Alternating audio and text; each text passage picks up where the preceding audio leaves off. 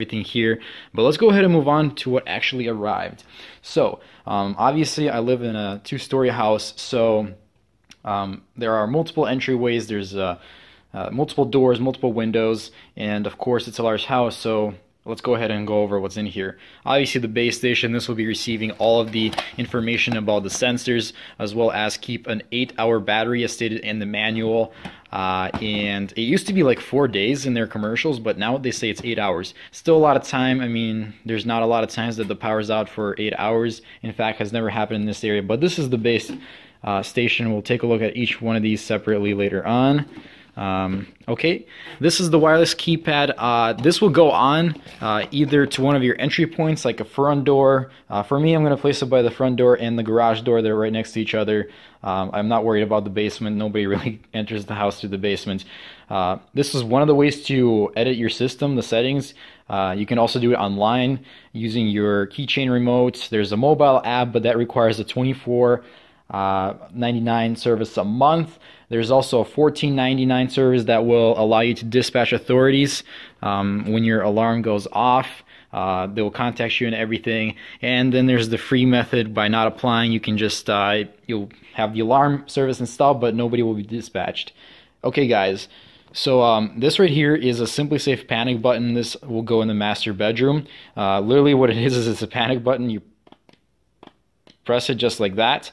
It will contact the base station and will set off an alarm. It has silent mode, which will actually set off an alarm discreetly. It'll still dispatch emergency services, but say you don't want the intruder to know that you set off an alarm, that will be silent mode. If you do want them to know that you set off an alarm, so to scare them off, maybe have them run away, which is better off for you, I guess, you would just keep it in regular mode. This is the 105 decibel wireless silent, guys. This thing is so freaking loud. I have not heard it in real, like in person, but on videos it is so freaking loud. This is definitely going outside. I didn't even want to test this indoors.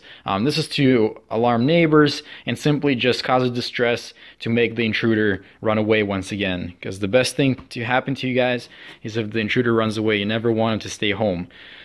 Or at your house, I guess. This is the extra keychain remote. One has already come pre-shipped in the box. There was a cover here. I actually never showed you guys. This is the cover.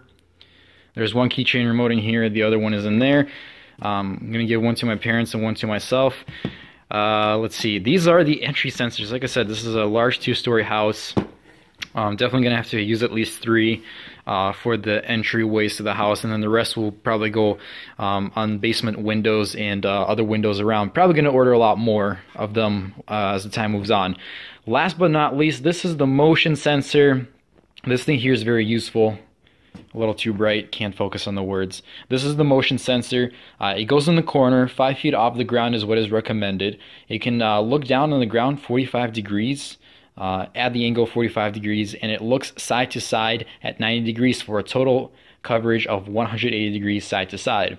So if you put it in the corner of a rectangular or a square room, it should be able to easily cover the entire room. And it also looks, I believe it is 30 feet out. It's in the manual, so don't quote me on that, but I think it can look out 30 feet out. So that's a really nice distance. Definitely installing it somewhere over here. So it's a big space here. Just want to make sure it definitely sees the staircase upstairs, because the biggest thing to protect is when you're,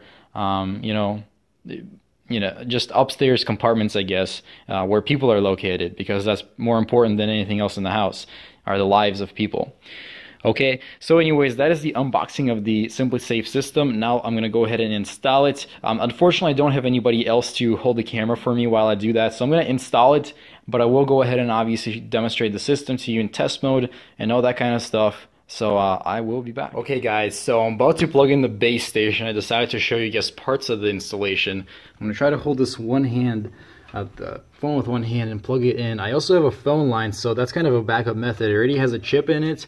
I believe it's by Verizon. It can also have T-Mobile, stuff like that, depending what the coverage in your area is. My coverage for Verizon is fantastic. I'm a customer of theirs. So here we go, plugging in for the first time. Welcome to SimpliSafe, starting your system in test mode. When you have finished installing your sensors, you may exit test mode by pressing off. Okay, there you go. So test mode is currently on. So obviously, setting off any sensors will not set off the alarm. It will say, for example, if you disconnect the entry sensor, it will say things such as entry sensor or motion sensor, wireless keypad, stuff like that. There is a blue glowing light indicating that there's indeed a good connection to the monitoring center, but the subscription is not yet activated, so nothing will get really set off at this point.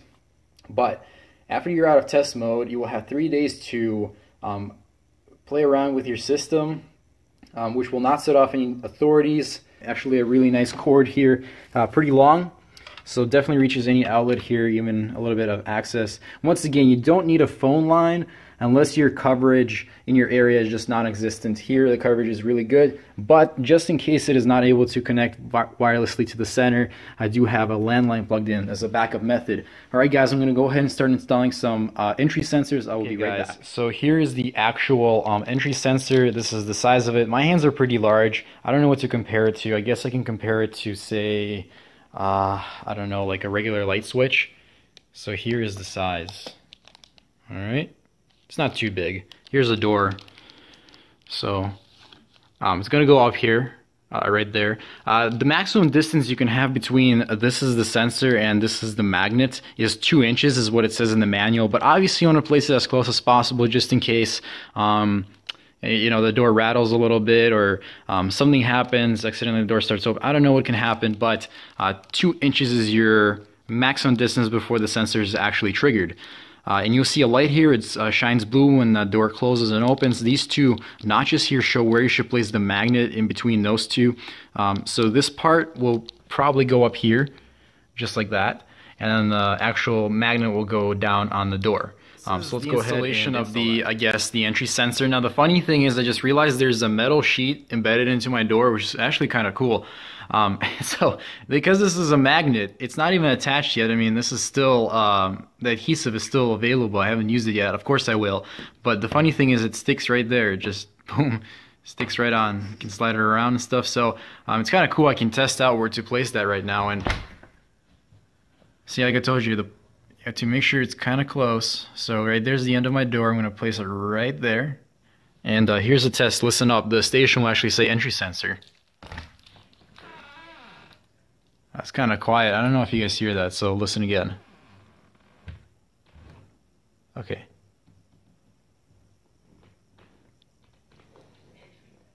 Okay. I don't know if you heard that, but pretty much it says entry sensor, and it also blinks. Yeah. Anyways, that is how you pretty much install this on the doors. I will go ahead and show you a window as well. Okay, guys, so here's an example of an entry sensor on a window. This is a window that simply slides up when you open it up. So let's go ahead and pop it open. It has locks here, and then the magnet is placed on the actual window, and then the entry sensor is facing away from what it usually will be. The light is on the other side. It really doesn't matter. I mean, who's going to be looking for the light? The system will still notify me if it's open. Actually, the alarm is armed right now, so I will go ahead and set it off. It's still in test mode, so nobody's going to get dispatched. Don't do this after 3 days or anything. They're going to get mad at you. Anyways, let's do this. Okay, so, alright, let's actually go over here. You can hear the keypad ticking. The base station is quiet until the alarm is set off. It's telling me to enter the pin. I have exactly 30 seconds to do this, and I can either enter it on here, or I actually carry a remote on my belt here that I can click off, away, and panic. Now the base station is in the other room, which is over here, and it just went off. I kind of jumped.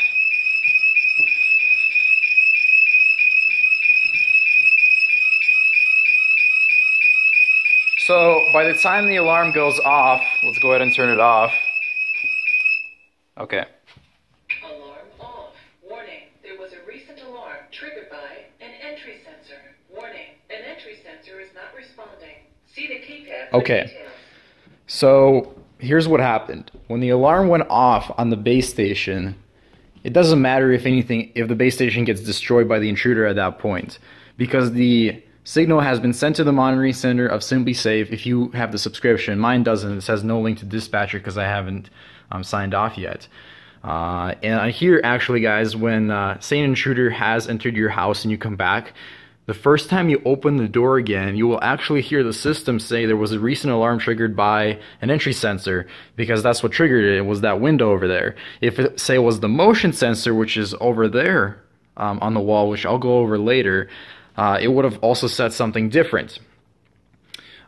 It also mentioned that one of the sensors is not responding. Now, that could either be one of the sensors around the house, but it actually isn't. I have one sensor that was never placed yet, and it's just resting right there.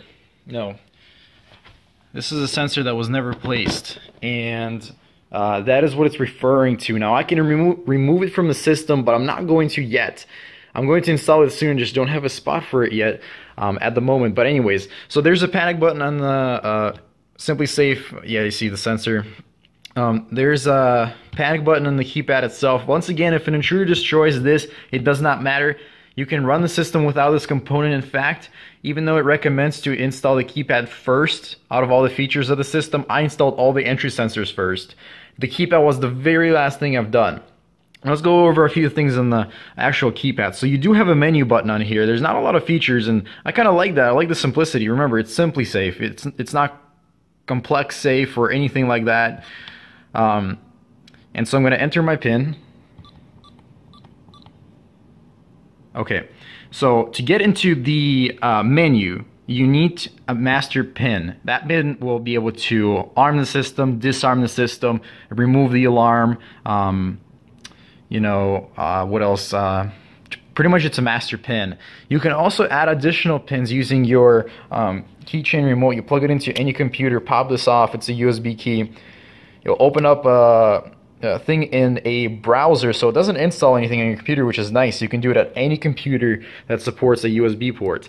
And then on there you can add additional pins. By the way, the key is also protected with your master PIN, so say somebody gets a hold of your key, they can't just randomly secretly add other keys to your system without knowing the master PIN. So say you have a worker or a babysitter that comes by every single day, and you don't really want her messing with the system, such as changing pins and all that kind of stuff, obviously.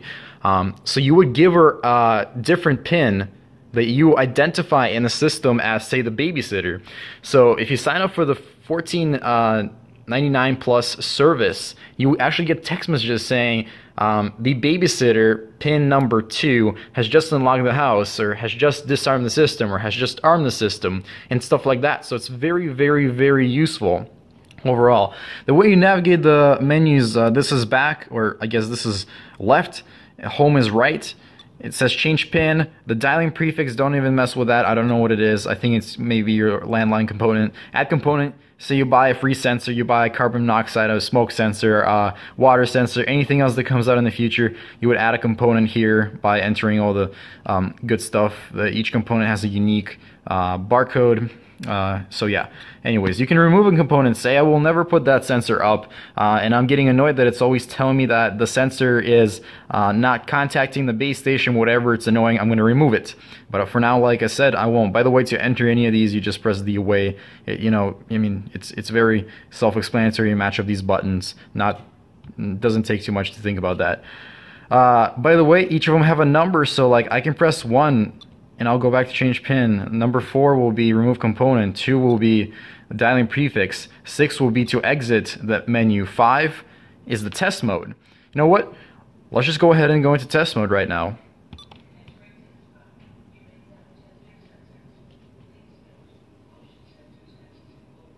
Okay, so in case you don't hear what the base station is saying, you're probably not. It's just saying the system has just entered test mode. If you want to test your motion sensor, please use the button below it. So right now the motion sensors are not actually active. What I mean by that is they're not getting tested right now until you push the button below it, which I'll show you in a second. But all these sensors right now, I mean, they're hot, they're live, but they're not going to set off an alarm. It's just going to have the base station say motion sensor when it's set off. So listen in. Okay. Just said entry sensor. Cool. What you do, you go around your house, you test every single one, you make sure the base station responds. We're going to go ahead and go over to the motion sensor, which is almost the last component that I've installed. There's also a panic button located in the house, which we'll go over after this. But I'm gonna stand up on a chair because I'm not tall enough. I'm a tall dude, but not tall enough for this. So here's the motion sensor. It has no like visible light inside. Usually I have some green light that indicates it's sensing someone. It doesn't. Actually very useful, because if an intruder is at your house, you don't want it to see that. You want it to accidentally trip it so that the authorities are actually, you know, deployed. So you kind of want to be secretive where it is for an intruder. But on the bottom, once you enter test mode, so guys, this button does absolutely nothing unless you're in test mode. Once you're in test mode, you got to push it. So listen up, it's going to say motion sensor. Okay, this motion sensor for the next 5 minutes is strictly in test mode, and it will not be active even if an intruder goes in your house. So, you know, yes, you just have to, and you hear it saying motion sensor because it senses me. So what you're supposed to do is walk out of the room for 15 seconds, and that is the time it takes for that motion sensor to sort of reset its test mode. Don't ask me why I have like a naked dude on the, he's not really naked. I'm just watching Into the Wild at the moment. If you read the book or seen the movie, you know what I'm talking about. Anyways, so okay, 15 seconds pass by. Let's go ahead and test out when it's gonna react. So the sensor's over there. Oh, it just reacted. Look at that. Wow. So it can see all the way over here. Like, guys, this is a huge area. This is the kitchen, the dining, the living room. I'm walking very slowly, by the way. I'm not like waving my hands or anything. There you go. It's not about your speed. It looks for infrared objects that are higher than 50 pounds, so it's just got an algorithm that looks for larger or smaller infrared objects. Now the cool thing is, basement door, if you come out of there and the house is in away mode, because that is when that sensor is activated. Obviously guys, when it's home mode, you don't want the sensor active, because guess what? Well, I'm walking over here, my parents are walking over here, I don't know what's going on. Somebody's gonna walk on, set the system off. That's not what you want to happen. Meanwhile, when the system is away, nobody's in home, you obviously want it on because there shouldn't be anybody walking here. Now, like I said, if you have pets, it is pet friendly for 30 pounds or less. Now, of course, there are dogs that are a lot more than 30 pounds. They could be 40, 50, 60, I don't know. I never had a dog. But there is a sensitivity setting on each of the sensors. Once again, you have to use your keychain remote for that. Plug it into a computer. It'll label it as a motion sensor. There's like off, low, medium, high. You know, if you have some really heavy dogs or just a lot of dogs in general, you'd probably set it to medium or low. And you know what? Put it in test mode and let your dogs run around. Test it out. This is exactly what this is for. And this is so user-friendly that it's awesome. This is, by the way, I'm not trying to endorse Simply Safe. I'm just being an honest reviewer here. I didn't get sponsored or anything. I paid my own money for the system. I paid $407 for the system. It wasn't cheap at all, but it's a lot cheaper than paying to, say, ADT or Brinks or anything. You know, my dad has ADT at his work, and I can see the system being easily implemented to his work for a lot cheaper. He's paying extreme fees per month for all the fire and whatever, carbon monoxide, all that kind of stuff, because it's a pizzeria, so there's a lot of things that, you know, have to be monitored there. But this system, you keep hearing it say motion sensor because I'm obviously standing in front of it. But you know what? Let's go to this side of the room where I have our I should say not my, but our awesome Christmas tree. It doesn't look that great when you put a flash on it. It looks a lot better if I would have been able to turn it off right now, but this is not a Christmas tree review, right? So let's see if it triggers me. I'm going to move really slowly. Remember, it is 180 degrees. It's not like, so it technically should sense me really soon here. Come on. So pretend like I entered that window, right? Because there's no other way to get to this part of the house without triggering it in first place. Okay, so there we go. So as much as I tried, I only got close to exiting the living room area, but I never did. So a really good location for this. Also, it looks straight down the hallway. That was my plan. I wanted to place it up there, but I realized that it's not going to cover as much area as I wanted. I mean, these windows are protected by entry sensors. There's no reason. These windows here even have like a actual, I never realized that these are metal. So what these are is, first of all, this window is it's a very expensive window. it's made out of a special type of layer of plastic that apparently protects it from breaking. You'll break the glass, but you won't be able to break the plastic. Plus, this right here, guys, you're only getting through with I don't know, some metal pliers or something. I don't know, metal cutters, but it's a really big pain in the ass to cut through these. So, you know, when thieves see these, they're not going to try. And then, of course, as long as you lock your windows, they're not going to try to pry them open. Like, come on, really? The only windows that need to be protected are windows like those where they can break. For that, they have like glass break sensors, which I didn't purchase yet. I might or might not. They sort of can be set off by simply clapping your hands, so you know you have to be careful because that's literally how you test them. You test them by clapping your hands near a window. So you know if somebody decides to go to your house and I don't know, you're celebrating a birthday party or watching a really intense concert, although I would never suggest to clap your hands unless you're at the actual concert. But you know, there's those people, they'll clap their hands and boom, they set off the alarm and it's like, whoa, what's going on? So you know, they have a lot of improvements to do, but I don't think the glass break is so important as the entry and the motion sensors are. Now I am planning to purchase about 2 more motion sensors, placing at least one right there and probably somewhere upstairs. I don't want to say where the valuables are in this house. I already revealed all the, strategic points of my house. I hope nobody knows where I live, but even if you do, I really don't suggest to breach this house. There are, you know, guns in this house and real weapons, and, you know, we're not afraid to use them if that is the case. Anyways, I'm not going to get into all that kind of stuff. So guys, let's go ahead and actually exit test mode. We don't need it anymore. We're going to actually activate the panic button as is. So I'm going to go ahead and go. Yeah, entry sensor is not responding, whatever, it doesn't matter. I'm going to go to 6. Oh, that's a 9. And then I'm going to go ahead and say enter. That is going to exit the menu and we are off.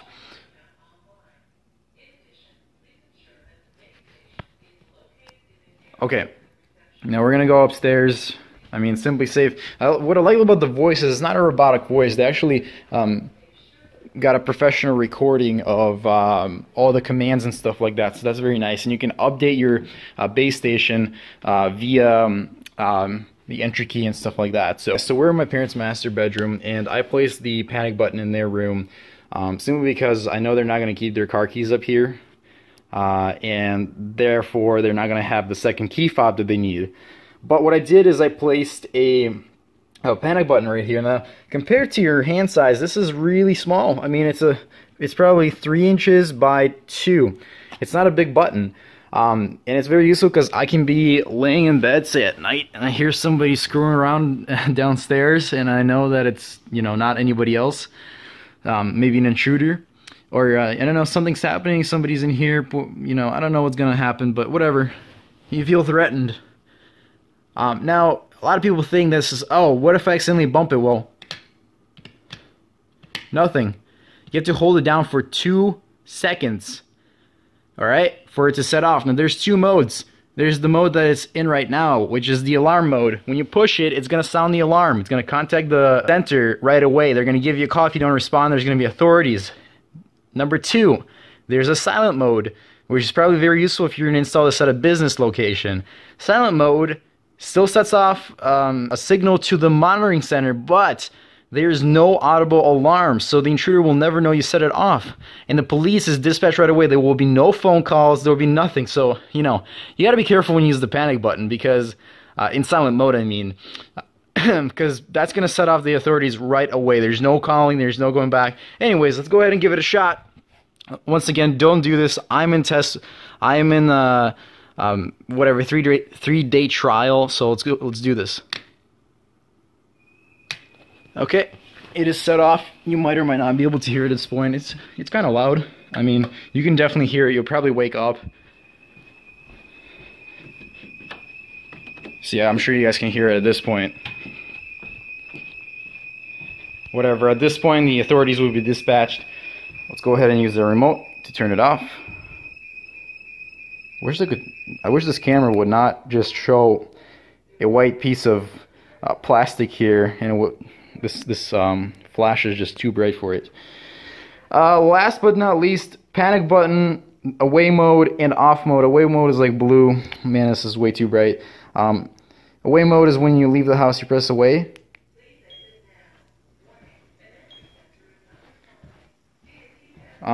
So it's beeping right now. I got 60 seconds to exit. In the last 5 seconds, it's actually going to go beep, beep, beep, beep, beep. The alarm is now armed, but all motion sensors and entry sensors are active. That's what it's going to say. We're going to go ahead and turn it off. You can do that at any time. There's no password needed to turn it off. Like, say there's a countdown, you need to turn it off. You can do that. There's only a password required when you're trying to turn off after the home or away mode is activated, or the alarm goes off. Now, this is a really smart system. Say, let's pretend this door is somewhere downstairs, or maybe it's a window that you left open and you're leaving your house. Why can't I open it? Oh, there we go. Let's pretend you don't know that it's open, okay? Pretend like you don't see anything and you're like, all right, let's go away.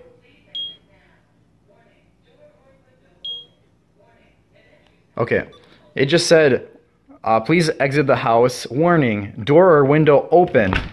So it's very smart. It's going to notify you as you leave that something is left open. If you use their $24.99 service, you're going to be able to see this all in the mobile app, which I'm probably going to upgrade to anyways, because it's useful. Because, you know, once you exit the area of the base station, you can't use this key fob anymore once you exit the house far away. But the mobile app, you can be in freaking Australia and you have a house in the United States. As long as you have internet connection, you can disarm house. You can monitor the closing and opening of the sensors, temperature if you have the sensor, anything, water sensor, carbon monoxide, smoke sensor. So, you know, this is an expandable system up to 41 components as far as I know. Super useful. You can cut the landline, you can cut the internet, it doesn't matter. It's got a chip inside it just like a phone, so it will contact either way. So unless you breach the house in a particular matter and destroy the base station before it is set off, you have no chances of not setting it off in a way. So yeah, I'm looking forward to expanding the system to more motion sensors and entry sensors, as well as a few smoke and one carbon monoxide sensor. You know, that's pretty important. That's life-threatening stuff, and it's definitely worth to put it on the system, since it's, you know, automatic contact of dispatch center. It's your ADT system that is installed by you, no contracts, month-to-month basis, downgrade or upgrade at any time. You know, if you're going away or something, say you have a vacation house and you just want to monitor during your vacation while you're away from there, well, you can pay for those months and then you can stop. And while you're there, maybe you don't want it, so you can, you know, cancel and just keep it as an alarm, like right now. Right now, it's not going to contact dispatch center because, like I said, it's not, you know, there's no subscription. I haven't set it up yet online. Now, I will probably show you the online part of me setting up. Now, I won't show you a lot of stuff like serial numbers and stuff, because if you guys gain access to my serial numbers of the base station, I have no idea what you can do with that. I'm sure you'll be able to do something nasty, and I don't want that happening. So yeah, I'll show you as much as I can of the online registration part. There's no YouTube video of any time recent that shows you the online registration or anything in depth. I think I provided a very in-depth guide on how the SimpliSafe system works. A lot of people just make these 5-minute videos, these cheesy, shaky videos that are just so hard to watch.